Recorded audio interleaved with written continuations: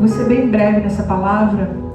E essa é uma palavra que o Senhor colocou no meu coração, que fala sobre o livro de Hebreus, sobre três conselhos do livro de Hebreus, 3 aprendizados aí, 3 ensinamentos que podemos ter no livro de Hebreus.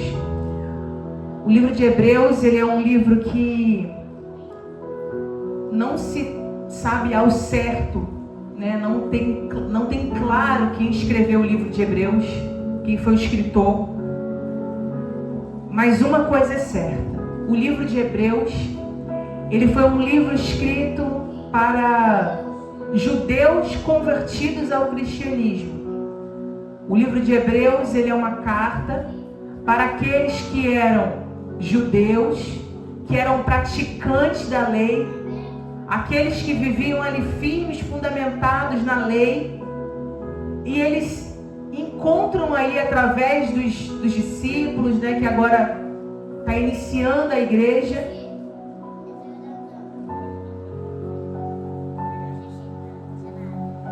e aí agora que eles estão iniciando aí a igreja, eles começam a pregar o evangelho, e esses judeus, eles encontram Jesus, eles têm um encontro com Jesus.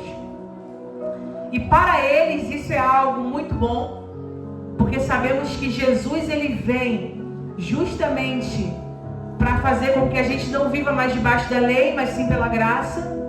Jesus, ele vem para isso. Jesus, ele diz que ele é o caminho, a verdade e a vida. Então, esses judeus que agora encontraram Jesus foram a melhor escolha para a vida deles. Porém, esses judeus, eles começam a enfrentar coisas ruins. Por quê? Pelo menos algumas coisas ruins começam a surgir na vida deles. Que agora eles são cristãos, porém, existe algo muito ruim acontecendo. A igreja começa a ser algo muito negativa para os romanos. Então a igreja começa a ser perseguida. Então aquele judeu que vivia ali, outrora, obedecendo a lei, sendo obediente, né? Tendo ali um templo, tendo ali as tradições, agora ele se vê sendo perseguido pelos romanos.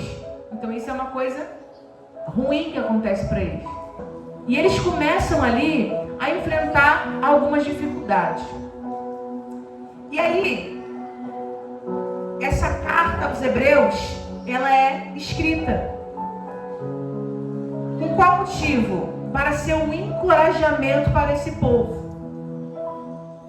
Para dizer assim: ei, a sua fé é suficiente.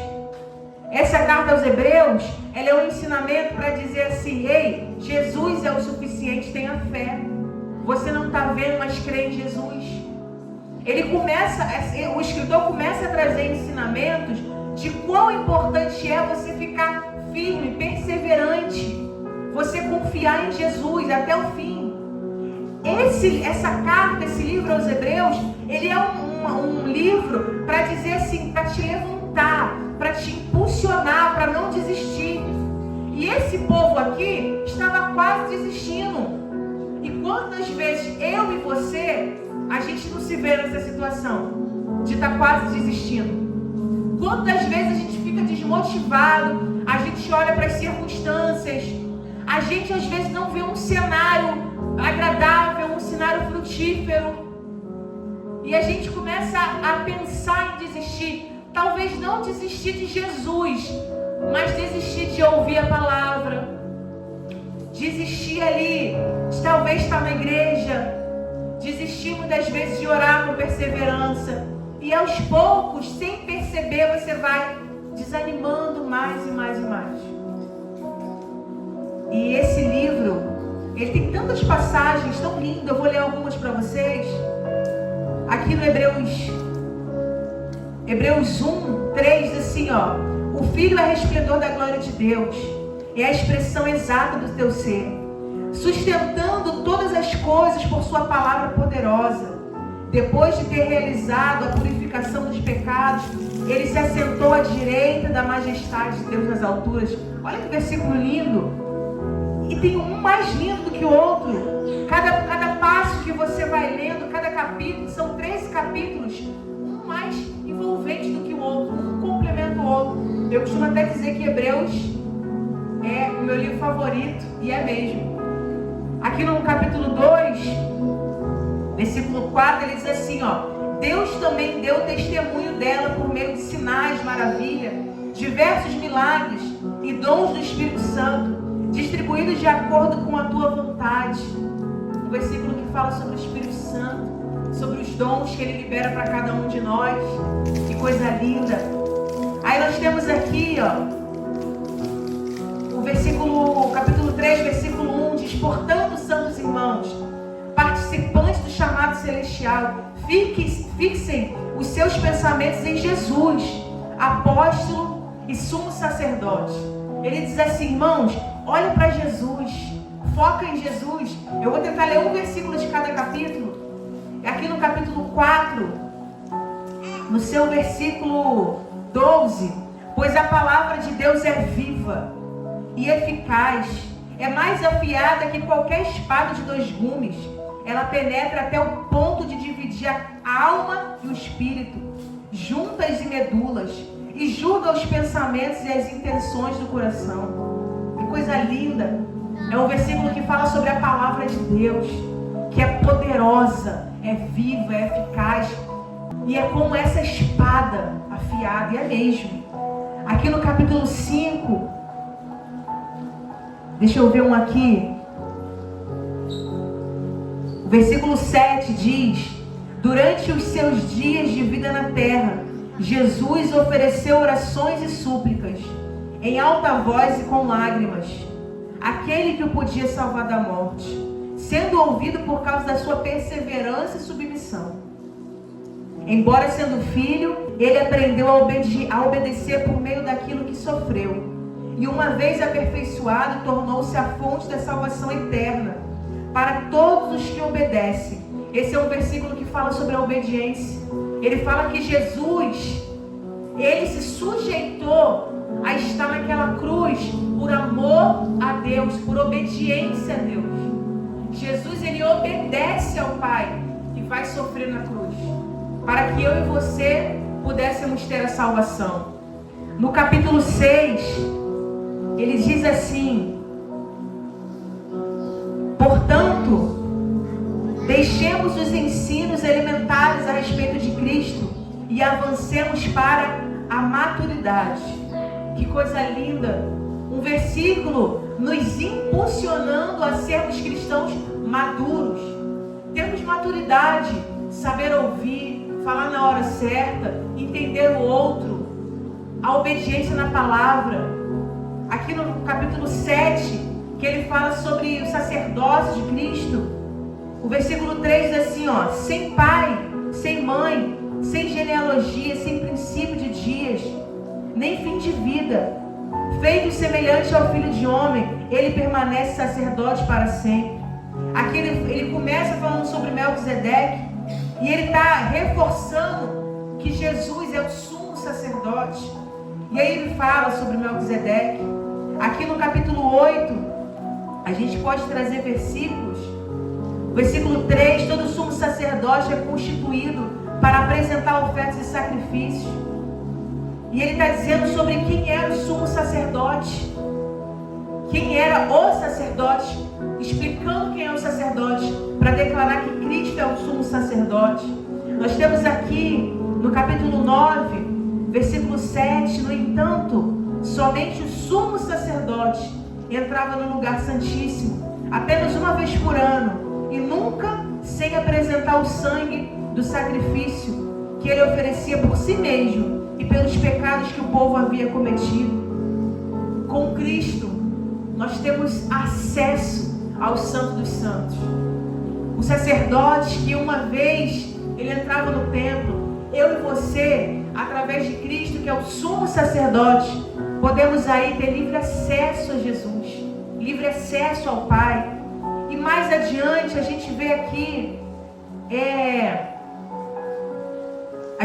no capítulo 10, o Espírito Santo, no versículo 15, o Espírito Santo também nos testifica a este respeito. Primeiro ele diz: esta é a aliança que farei com eles depois daqueles dias, diz o Senhor. Porei a minha lei em seu coração e a escreverei em sua mente. E acrescenta: dos seus pecados e iniquidade não me lembrarei mais. Aqui ele afirma que Jesus Cristo, através do sacrifício dele, ele diz para mim e para você que dos nossos pecados ele não se lembra. Ele lança lá no mar do esquecimento. Jesus Cristo nos dá uma página em branco. Jesus Cristo nos dá esse novo caminho. Tem muitas passagens que são incríveis, mas o capítulo 11 é chamado o capítulo onde fala os heróis da fé.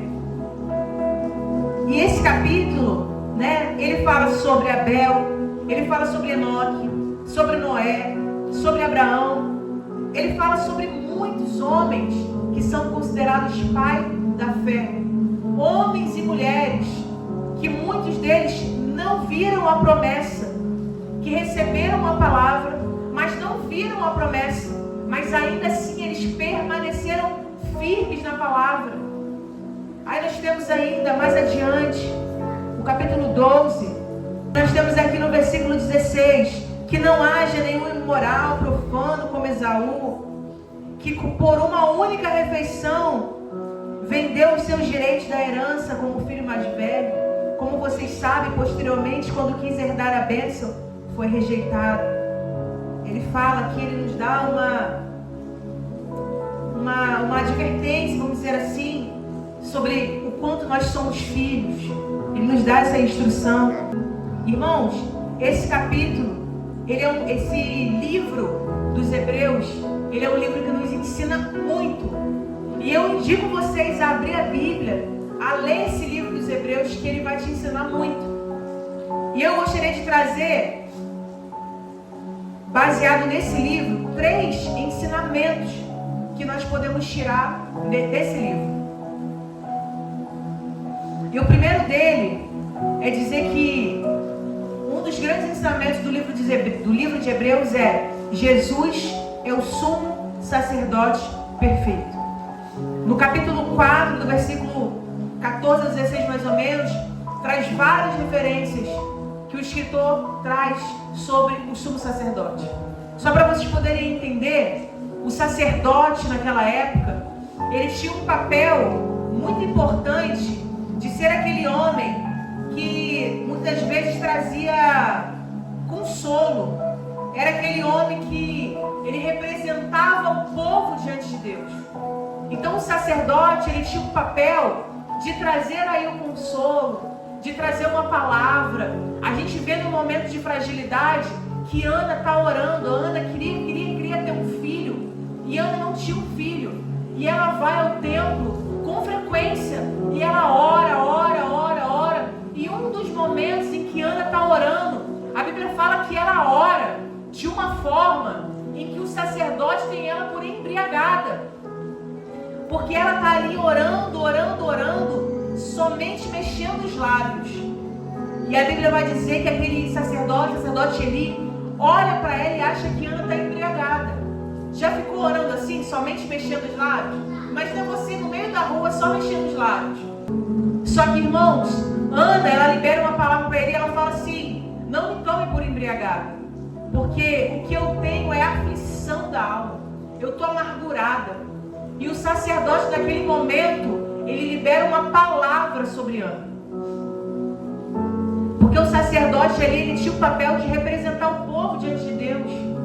Então ele libera uma palavra, que seja hoje feita aí o desejo do seu coração, que se realize a sua oração. Irmão, o sacerdote libera uma palavra para ela. E aquela mulher, ela sai daquele tempo, daquela oração, diferente da hora que ela chegou.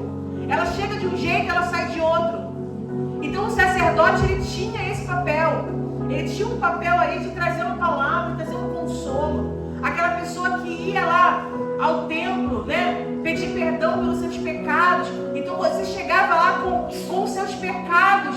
E a partir do momento que era feito lá o ritual para confissão de pecado, para perdão de pecados, a pessoa saía de lá diferente, sabendo que foi perdoada por Deus. Só que uma lição que eu aprendo nesse livro é que Jesus é o sumo sacerdote. Então, se você hoje precisa de uma palavra, saiba que Jesus libera uma palavra sobre a tua vida. Se você hoje precisa de um consolo, saiba que Jesus é o seu consolador. Se você precisa de um amigo, saiba que Jesus é seu amigo. Então, se você às vezes está se sentindo sozinho, Jesus está ao seu lado. Se você está se sentindo desamparado, Jesus está do seu lado. Se você talvez olhe para o cenário da sua vida e você não vê uma direção, um caminho, saiba que Jesus te dá uma direção e Ele é o caminho. Então, uma das coisas que eu aprendo aqui é que eu não preciso de mais nada, porque eu tenho um sumo sacerdote sobre a minha vida. E talvez para mim e para você, que vive nesse contexto do Brasil, a gente não vai entender direito quando eu digo assim, Jesus é o sumo sacerdote. Mas para um judeu, dizer que Jesus é um sumo sacerdote, isso tem um contexto muito maior.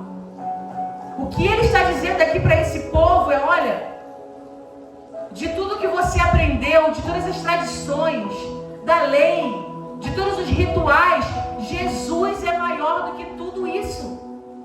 Então, mesmo aquilo que você aprendeu lá na sua infância, baseado na lei, Jesus é maior do que tudo isso. Então, não perca a esperança.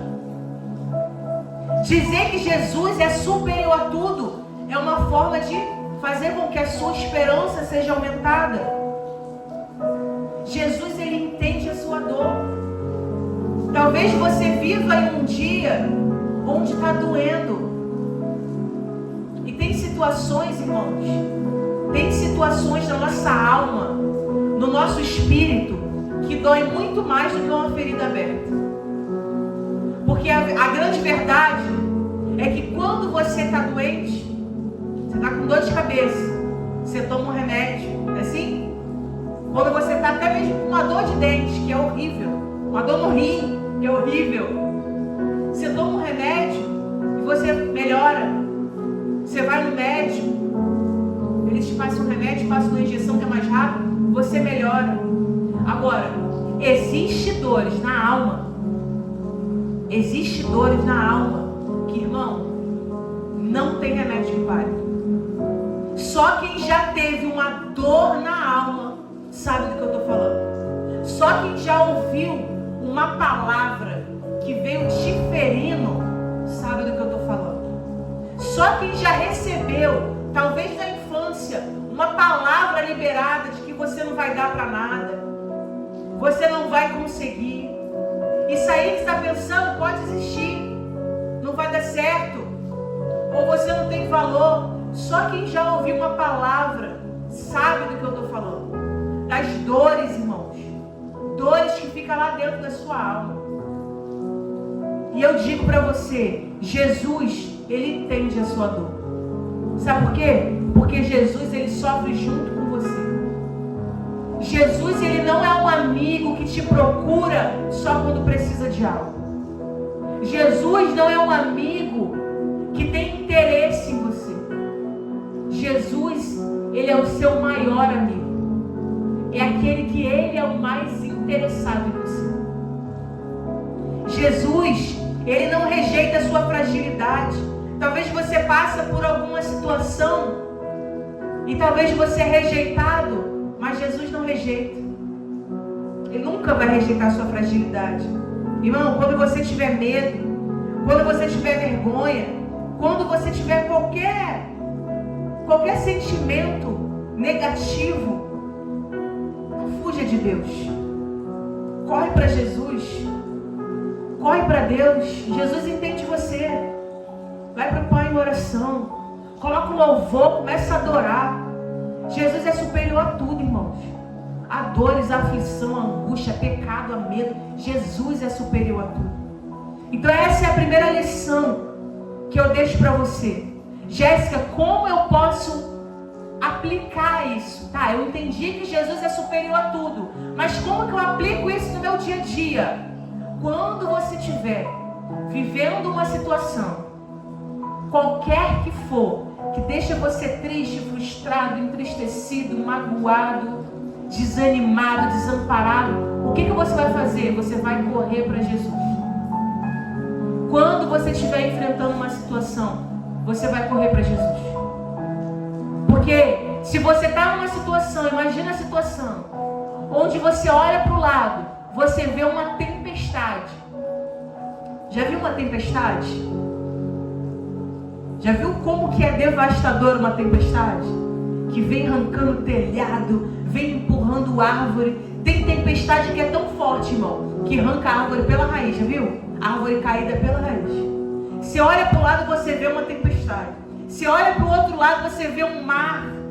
Irmão, só aquele processo do mar, com as ondas grandes, que vem também levando tudo. Você tem que olhar para o alto. Não olha para a tempestade. Não olha para o mar agitado. Olha para Jesus. Porque Jesus é aquele que o poder da palavra dele acalma a tempestade. O poder da palavra dele acalma esse mar revolto. Então olha para Cristo. Então no teu dia a dia, dobra o teu joelho. Talvez se você tiver sem força para dobrar o joelho, você vai dizer assim: Jesus, só o Senhor sabe como está o meu coração. Mas eu aprendi que quando a situação está difícil, é para eu ir até o Senhor. É para eu buscar a Ti. Então eu estou aqui buscando ao Senhor, porque eu aprendi que o Senhor é maior do que tudo. É isso que você vai aprender na prática. A segunda lição é que a verdadeira fé, ela persevera. Irmão, Hebreus ele traz uma verdade muito forte. Fé não é um sentimento, fé é perseverança.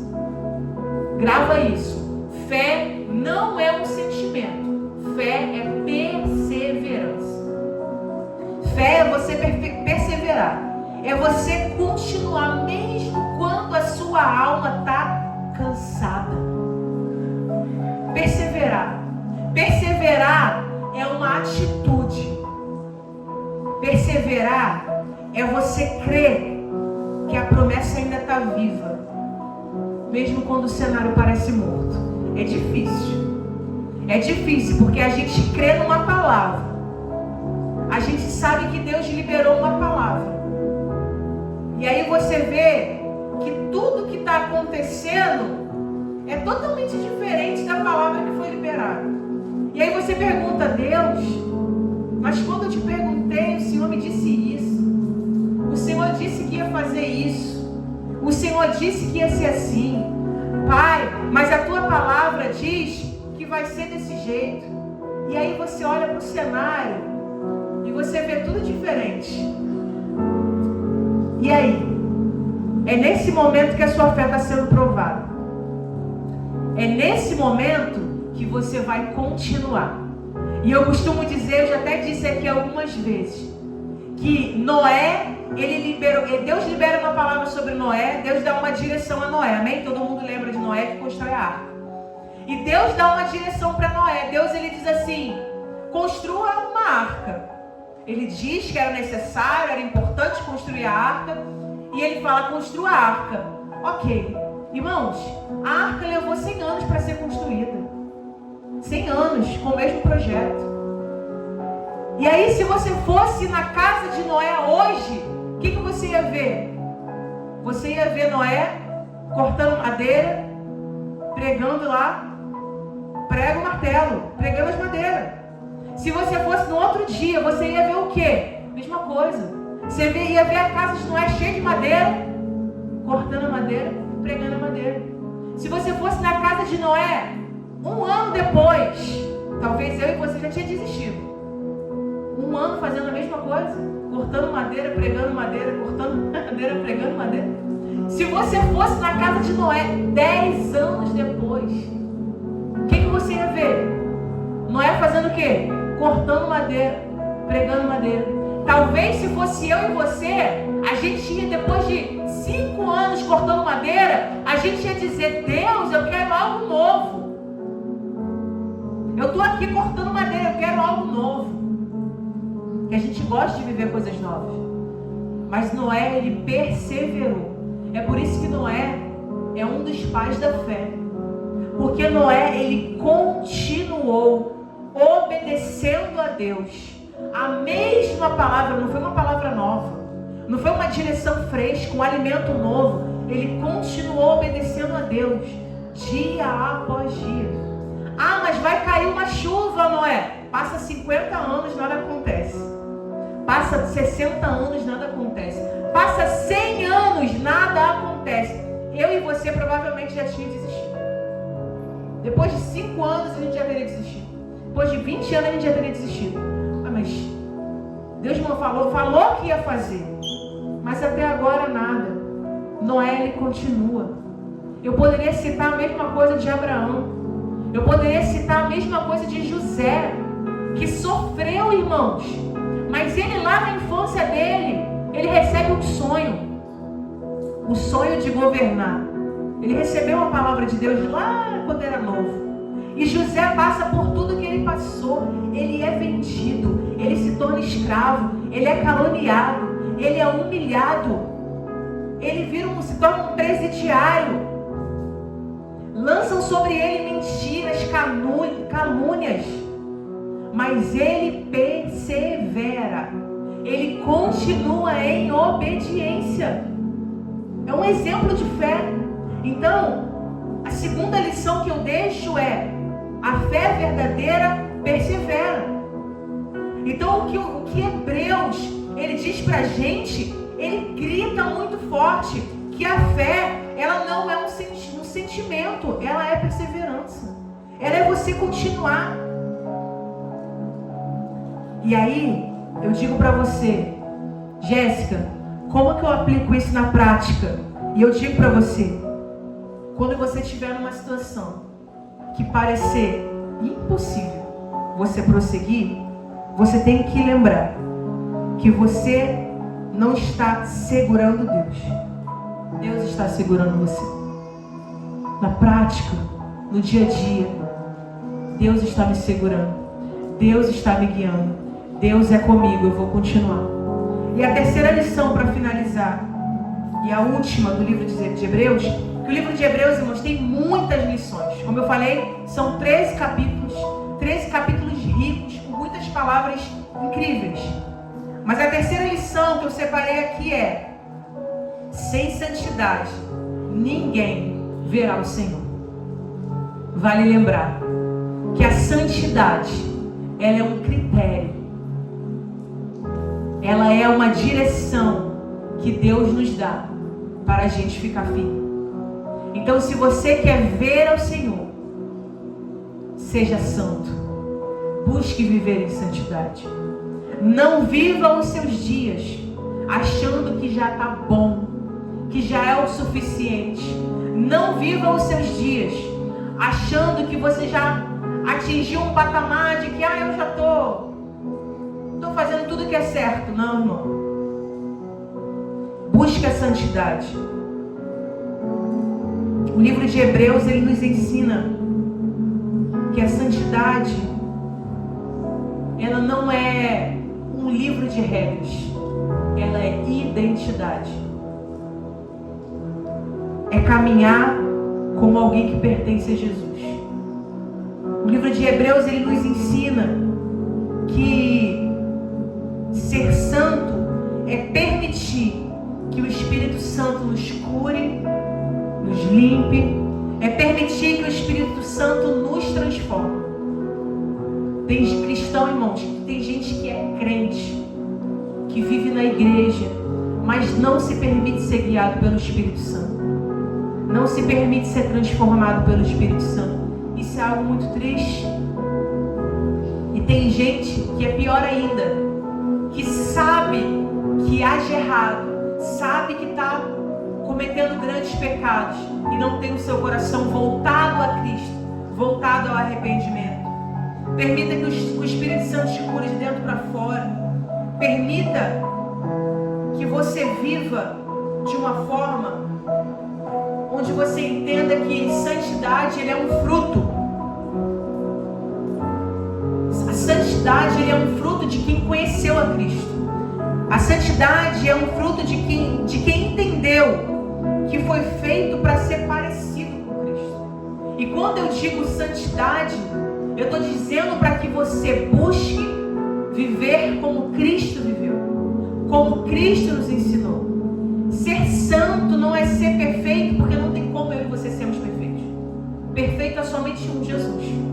Mas ser santo é ser separado. Ser santo é buscar dizer não para o que o mundo grita, dizer não para o que o mundo pratica e dizer sim para Cristo. O que a minha palavra diz para eu fazer é o que eu vou fazer. O que a minha palavra diz para eu não fazer, eu não vou fazer. E aí quando o Espírito Santo te toca, ó, isso aqui não é para você fazer, não age desse jeito, você obedece, você cumpre. E aí para finalizar, Jéssica, como eu posso pôr em prática? Para finalizar, lembra que a santidade, ela é diária. A santidade, todos os dias você precisa buscar ser santo. Todos os dias você precisa tomar uma decisão. Todos os dias, irmãos, o diabo ele vai tentar você. Todos os dias. Seja para mentir, seja para caluniar, seja para criar contenda, seja para fazer algo ilícito. Todos os dias o diabo vai te tentar para que você use palavras que vão ferir, palavras que vai magoar. Talvez é uma coisa simples, talvez é um comportamento na fila. É algo simples, mas todos os dias o diabo ele vai tentar você. Todos os dias. Todos os dias você precisa tomar uma decisão. Entenda que a santidade ela é um processo. É Deus moldando você até que você comece a refletir Jesus. Deus ele vai te moldando. Isso é ser santo. É você entender que Deus ele vai te moldando, te moldando, te moldando, até que você comece a refletir Jesus na sua igreja, na rua, no seu trabalho, na sua maternidade, na sua paternidade, no ensinamento, no cotidiano, na vida com seus filhos, com seus vizinhos, com seus amigos. É isso que é santidade. E na prática, é você entender isso. Então, irmãos, esses são os ensinamentos que eu separei para essa noite.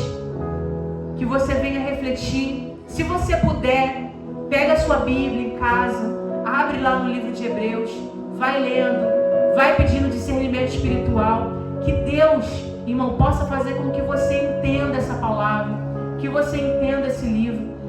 Pega um marcador, vai marcando ali os versículos que Deus vai falando com você.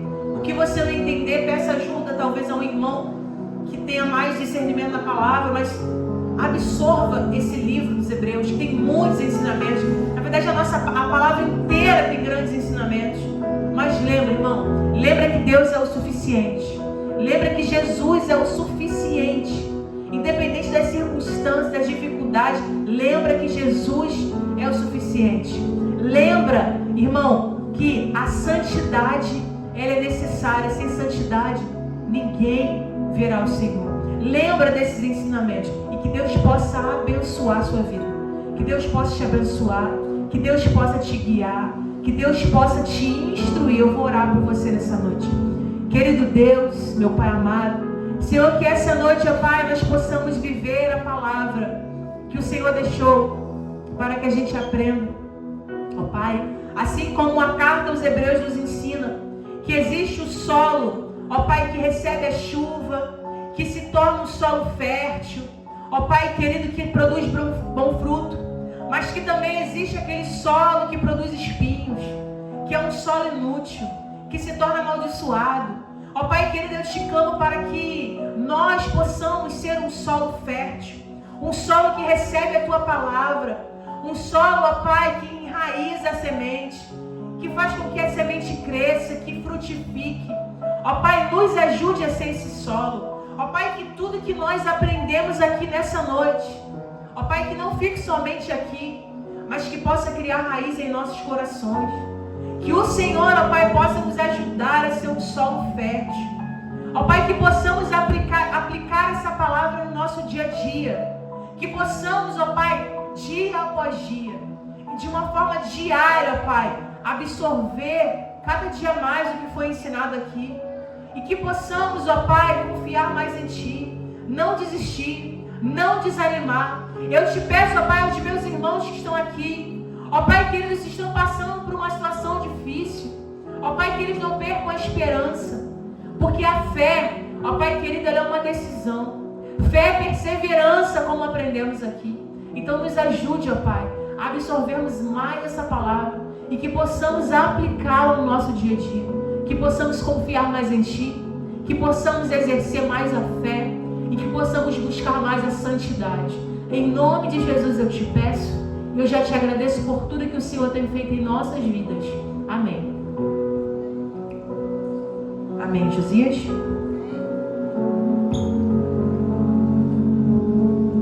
Amém. Que o grande amor de Deus, que a graça do nosso Salvador Jesus Cristo, com a comunhão do Espírito Santo, estejam com todos que aguardam a sua vida e todos digam. Porque as coisas só têm valor quando damos valor a ela. Vai na paz em nome de Jesus. Deus abençoe você.